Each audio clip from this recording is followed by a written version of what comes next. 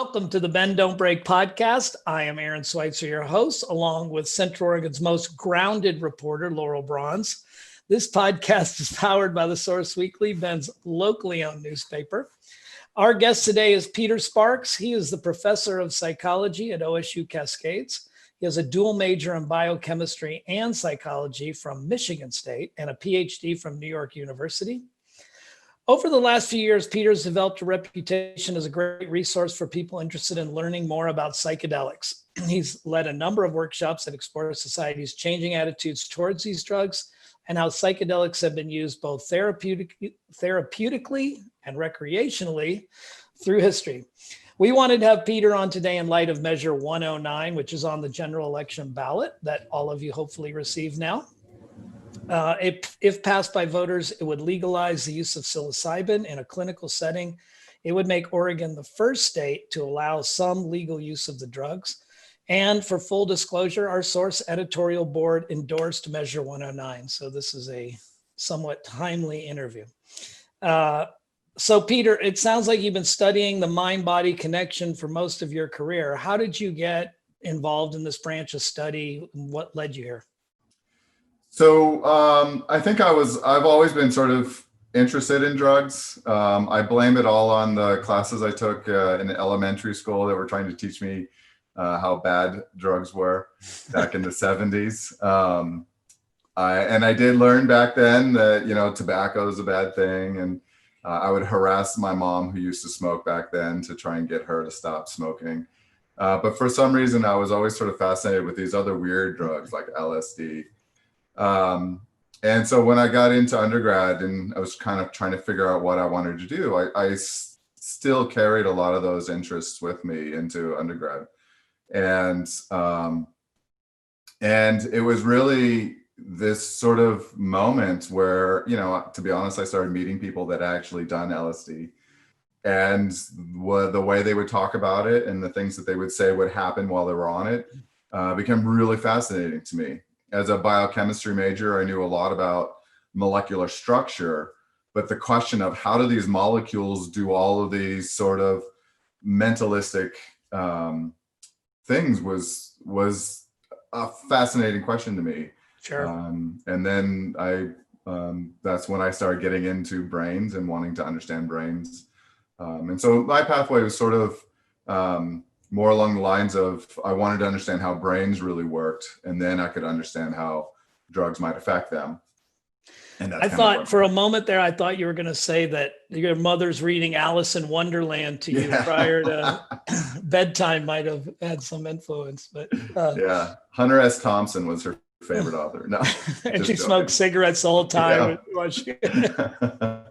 Yeah.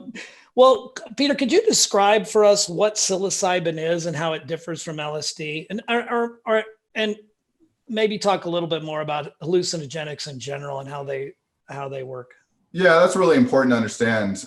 When I was an undergrad and in high school, and I was thinking about hallucinogens, LSD was literally the only molecule that ever came up in conversation.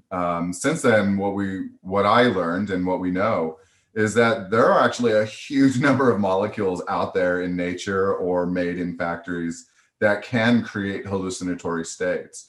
And so LSD and psilocybin, these are only one of a whole broad range of molecules that can do this.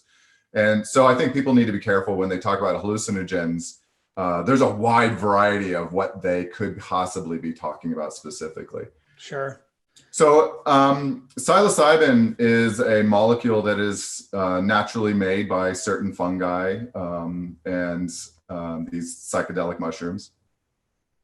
And these mushrooms are actually found all throughout the world. There's a lot of different places around the world that these are indigenous to. LSD is a little bit different. LSD is a synthetic molecule, and it's based on a molecule that was found in an ergot fungus.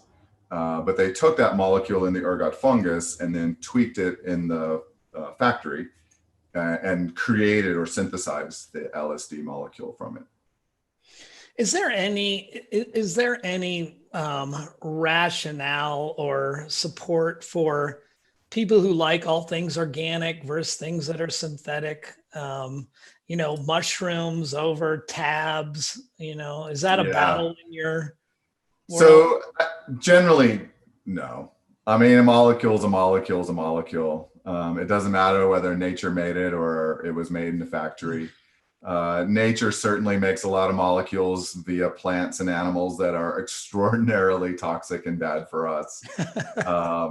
And so do people. And so do people, right? So it's not that kind of a distinction, I think, is kind of a mis way of looking at it. Because at the bottom line, when you eat something natural and digest it, it's just all molecules that are interacting with the neurons of your brain.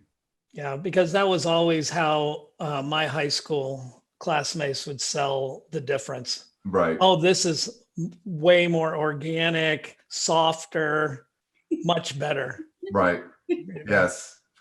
Yes. It's the in terms of the early teen marketing strategies. Exactly. Right.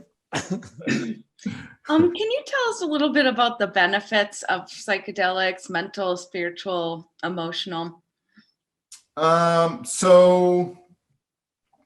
Before I start off and talk about a little bit about the research, I think it's always really important to understand that the amount of research that's been done on these, specifically LSD and psilocybin, is very small. The amount of research that's coming out every year increases dramatically, because within just the last couple of years, there's a dramatic increase in interest in this. But we should always remember that the amount of research that actually is out there is on the level of hundreds of articles, not thousands of articles. And so as a cautious scientist, I will always end everything with, the data is interesting, but we need more research, right? And that is absolutely true, the data is really interesting, and we definitely need a lot more research on it. But some of the stuff that's coming out right now is really interesting in terms of using psilocybin and LSD as a therapeutic device. Some people have been using it for anxiety issues. Some people have been investigated in terms of a treatment for depression. There's some research on using it as a treatment for OCD, as well as addiction, substance abuse addiction to alcohol or nicotine. And go ahead. Well, I was just going to say, are there dangers to it too, or is a lot of that just myths? So when you talk about dangers, immediately one of the things that we think about with any kind of drug is toxicity, right? So if I use it once, is it going to damage my tissues or create some sort of long-lasting effects? And in terms of toxicity, the general consensus right now is that the toxicity is actually quite low. In terms of damaging your organs and glands, that seems to be pretty low. In terms of overdosing and dying from it, that seems to be pretty low as well. There's a concept that we have called the therapeutic index, which is sort of a ratio of how much does it take to kill you versus how much does it take to get the effects that you want. And the therapeutic and the distance between those two is huge for psilocybin. So the typical doses that people take are nowhere close to the levels it would take to kill you. I read one article and they said you basically have to eat your body weight in mushrooms for it to lead to that lethal dose. In the history of people taking these drugs, there are people who die from ingestion. Most of those are people that die from accidents, falling off buildings and whatnot. Very, very few people die from a literal toxic overdose. Well, Peter, and again, I'm not challenging anybody, right? There may very well be a level that someone can reach and they will die of an overdose, but well within the parameters of what people use on a recreational basis or in these studies in a therapeutic basis. the toxicity it seems to be relatively low. Wouldn't one of the dangers of, and this is, we're talking, the measure hasn't passed, and I don't know whether it will pass, but in the current environment, wouldn't one of the dangers be that it's not going to kill you, but you certainly could exceed a dose that would be considered therapeutic? And that, when in street use with regard to psilocybin,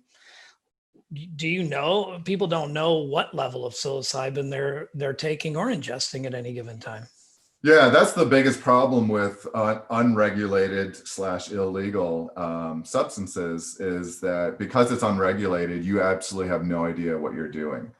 And one of my, I'm not a user of recreational drugs so much. So, but I was very supportive of the marijuana initiative a few years back, and most of it was for that safety reason. I mean, if people are going to use, they should know what they're getting.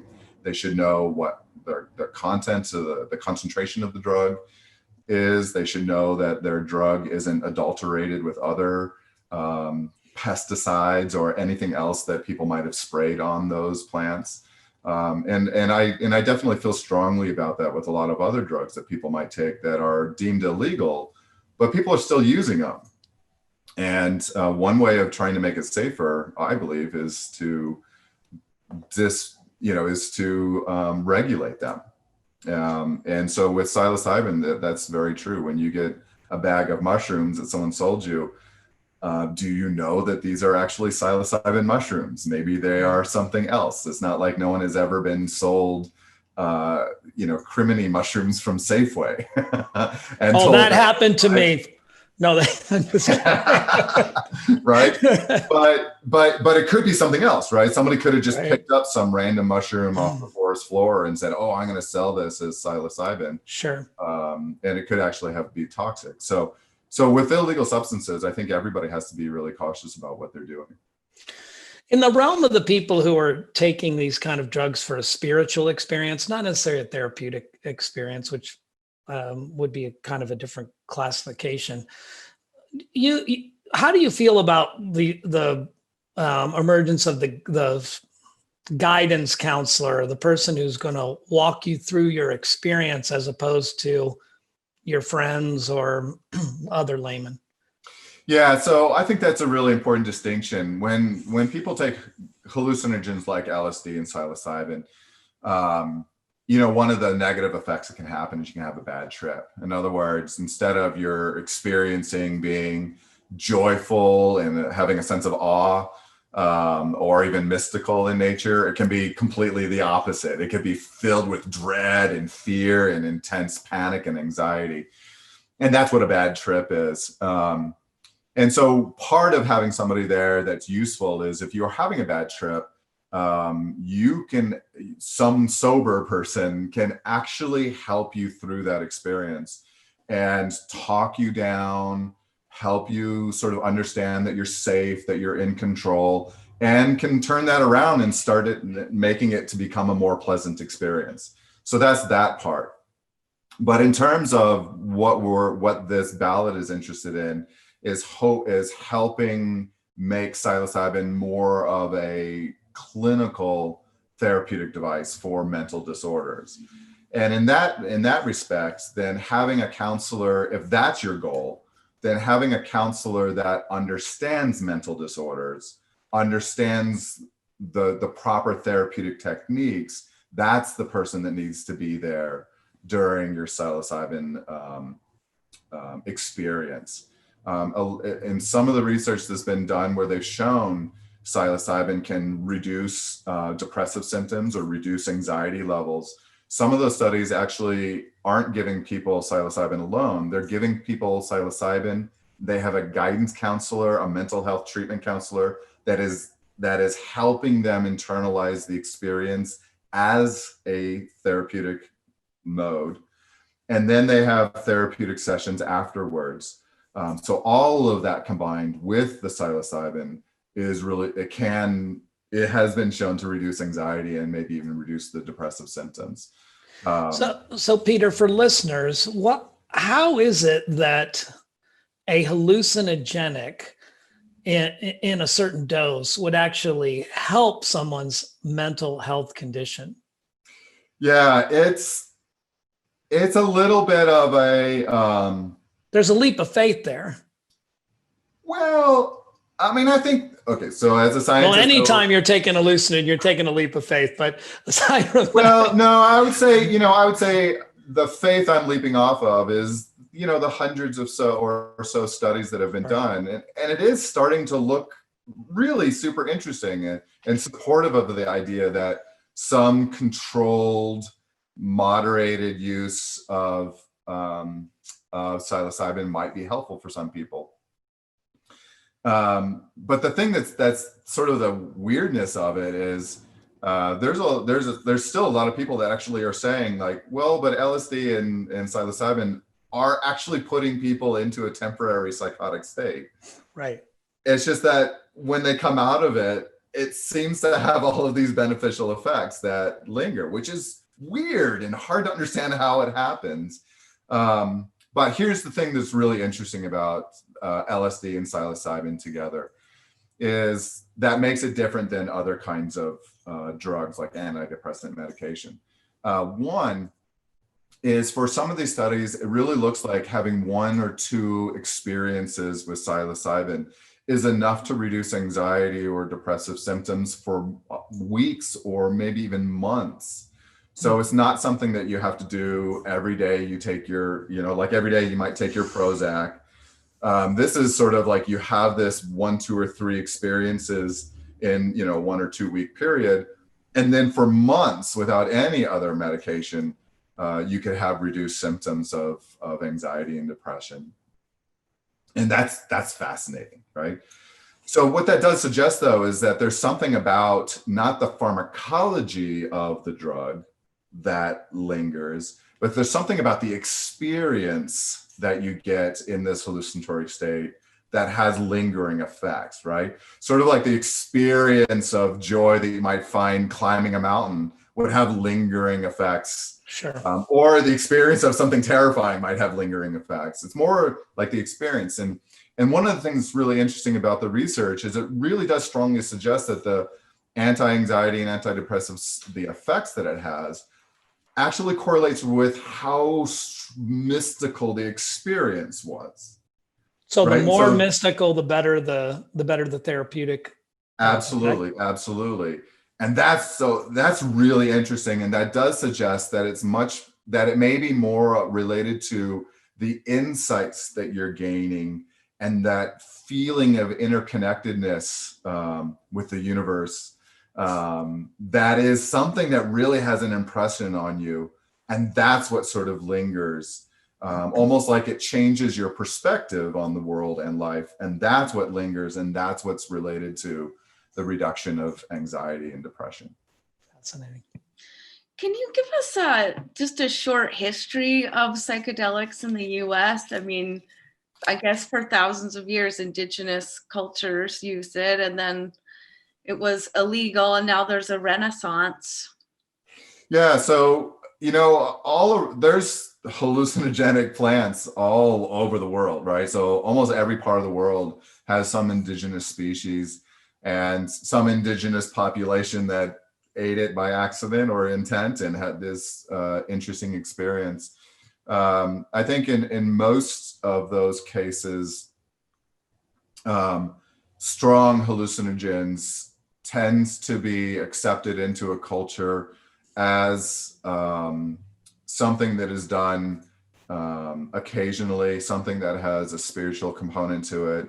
It enables you to contact spirits or connect with ancestors and those kinds of things. And I guess what I'm trying to say is I don't know many, or if not all, that there's cultures that took hallucinogens were like, wow, let's do this every day, or let's do it on Fridays, Friday night hallucinatory night, right? It tends to be something that is appreciated and valued by a number of cultures around the world, but kept as we're just going to do this on special occasions. And even in North America, there were a number of indigenous tribes that had discovered the psilocybin mushrooms and other hallucinatory things like peyote cactus and incorporated that as part of their ceremonies. Again, not like a daily, everyday experience, right? Yeah. So when you were talking about how you got introduced to the subject and you brought up peyote, you know, my introduction to this whole world came through the Carlos Castaneda books. I don't know if you're familiar with those, and the peyote culture around there. I can remember my parents looking in horror as I found these books in their library. They didn't really remember were there otherwise. But you know, you've got an interesting background focusing on the intersection of neurobiology and spirituality. And I know some of this plays into it, but how is it different? What's unique about that? What's different between the studies you're doing with regard to neurobiology and spirituality? So just to be clear, I'm not doing any research on this right now, right? This is just a very, very strong interest in me. Yeah, I mean, I think it goes back to, back in, when I was growing up in the 70s, which is right after the 60s, psychology in the 60s was, when I look back on it, it's sort of crazy. I mean, it was all like, oh, let's see if ESP is real, and, and spiritual, and levels of consciousness, and tapping the unknown. And I think when I grew up, I was getting sort of the lingering edge of that. And so when I went to college, I still had these ideas of like, is ESP really true? And I think what I came with that was more like, what is, feelings of fantasticness, like what is fantastic about the human mind and the potential of the human mind. And then that, and that ties into spirituality and, and some people's beliefs and souls and more like sort of hardcore spiritual concepts. It's all sort of a little bit of a continuum there. And I think I've always been really fascinated about, well, how does this all work, right? As a biologically minded person, I'm grounded in substance and molecules and neurons and so, but that became a really nice intersection, because for me, any sort of perceptual experience, I feel this, I believe this, I see this, that's neural activity. And so the brain has always been this intersection between sort of the hardcore grounded biology and these sort of mentalistic and maybe even spiritual components of what could possibly be. But by trying to understand the brain, I can tell you what is possible. And that's kind of the avenue and the pathway that I've taken. So I've always been really interested in this kind of intersection with neuroscience.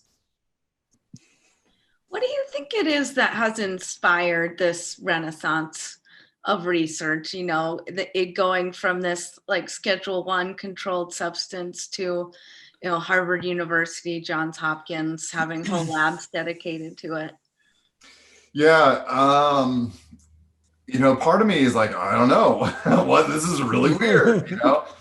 15 years ago, if you told me that marijuana was going to be legalized, and, I would be like, you gotta be kidding. That's just ridiculous. But, even 20 years ago, if you told me that cigarettes would be almost entirely banned in our society, I would have been like, you're crazy. That never would have happened. So in a lot of ways, this is sort of like an amazing explosion of interest that kind of came out of nowhere. But I will say that I think as a society, we've always had this sort of fascinating interest with the mind and the potential of the mind and hallucinogens, and maybe I can take a pill and it can tap into all these unexplored powers that I might have, or human potentials. And drugs like LSD have always been sort of like, oh, have you tried it? You haven't tried it. And even though the amount of people trying it in the 80s went substantially down, I think it's always had this sort of like, mysticism and mythology around it that has always kept it really interesting. I think in the last few years, it's just sort of the anecdotal evidence has started to really culminate. People that are sort of exploring on their own using illegal drugs are coming up with a lot of anecdotal stories that eventually, when they build up enough, they do catch the attention of researchers that start to think, well, maybe there's actually something there, right? So this is what would happen in the 1990s with marijuana. I mean, lots of people have been using marijuana for years before then. But it was really in the 1990s when there was this culmination of anecdotal evidence of, oh, I use it for nausea, I use it for pain, I use it for this, I use it for that. And then a few breakthroughs in the neuroscience of THC that sort of blended together and it kind of exploded, right? Anytime where we might see something and see a benefit that it might have for our society, that's when you're going to get an explosion of science to sort of explore those. Peter, do you think there's, aside from Oregon being a very, on the whole, progressive place, is there anything unique about Oregon that would have us be the first to legalize this or be a pioneer in this area? I think being sort of progressively minded is probably the biggest thing. To be honest, I think psilocybin mushrooms do grow around here a lot. So that might be part of it. probably not on our dry side, but on the wet side. No, I mean, I don't think it's necessarily anything in particular. I don't think we're necessarily more spiritual or more exploratory or more open-minded or anything necessarily than other states. But I think I think Pacific Northwest has that sort of progressive, let's break down the rules. Why should we be constrained this way? That kind of like adventurous attitude, right, is definitely helpful in this kind of mode. Well, I know. Go ahead, Laura. Well, I was just going to ask if you could explain the difference between microdosing and full-blown trips. I've heard that some people just take it every day. Yeah. So most of this research on psilocybin is giving people sort of a full dose. So they are fully intoxicated. They feel the effects. They hallucinate. They have that. Hopefully they're having a mystical experience. Whereas microdosing is where you're taking a much smaller amount, and therefore you're having very, very mild or very, very weak effects. Some people even suggest having no effects, but you're still taking a little bit, right? So there's no rule of thumb about how small of a dose it is to be technically microdosing. But typically people talk about like 1/10 of the dose is kind of a rule of thumb about it. And the idea for people microdosing is that you could get benefits of taking a very, very small amount of this and still be able to live your life, right? If you're taking a full typical dose of psilocybin or LSD, it is incredibly complicated. You are not going to be making dinner or, helping the kids with their homework or doing your job while you're in this very hallucinatory state. But with microdosing, the idea behind that is you could have a very, very mild effect and still be able to do homework with the kids and make dinner and do your job for work.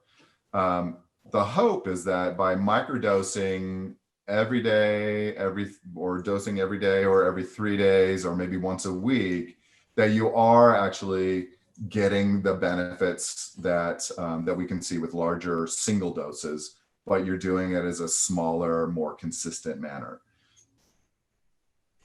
Peter, we are running out of Zoom time here.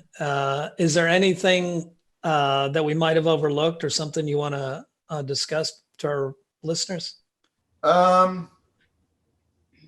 So I guess, I'm always a little cautious. I'm always like, when you talk about drugs, I think the fear that I always have, no matter what I personally believe or professionally believe the research is showing, is I'm always afraid of somebody taking that, like, all right, let's go, right? Woo, buy me a bag.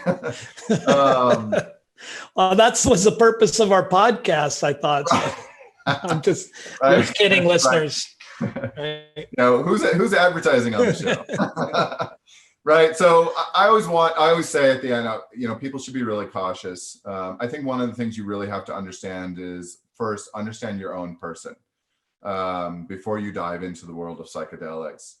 Psychedelics isn't for everybody, right? There's some evidence to indicate that people that do have bad trips or people that have that may have long-lasting effects, it may have a predisposition, right? So anybody that has, a really weird Uncle Bob that's a little bit psychotic, or they feel like they themselves have a little bit of a tenuous touch on reality, right? Know yourself, and maybe you shouldn't be somebody that's going into the world of psychedelics. The other thing I always want to caution is know your dose. Any sort of deleterious effects like slipping into a bad trip, one of the biggest reasons why is people take more than they should have. And they feel like they're out of control, and that immediately snaps into a panic. But the third thing I want to add is another thing that often leads to deleterious effects, even for something like psilocybin that has really low toxicity, it's really unlikely you'll overdose but if you mix it with other drugs, all bets are off. You really have to be cautious when you mix drugs together, right? So if it's Saturday night and you're having a few beers, and the few beers leads to a couple of hits of marijuana, and then somebody shows up with a bag of psilocybin, maybe don't do that, right? If you want to do the psilocybin, just only do that, right? Mixing is always something that we scientists really can't predict how things are going to interact with each other. And so consumers have to be really cautious about mixing drugs together. Well, Peter, thank you for taking the time. We will know shortly here whether we're entering a new world of research and exploration. Yeah, I mean, I will say the research is really promising. We do need a lot more research. Part of me is excited about referendums like this because this public pressure tends to open up doorways for research, right? Right now, most of the research on psychedelics is not in America. Almost all of it is in Europe right now. And it would be really nice to have the gates opened up so that universities all around can do a lot more of the psychedelic research, because it is actually a really exciting and promising avenue. Well, given what you said about the abundance of psilocybin in Oregon, there is actually a lot of research going on. It's just not being officially recognized right now. Absolutely, right? Right. Anecdotes, right? They tell you something, right? So, right, sure. Yeah. Well, Peter, thank you for your time. Yeah, thank you for your time. This has been the Bend Don't Break podcast. I appreciate you listening.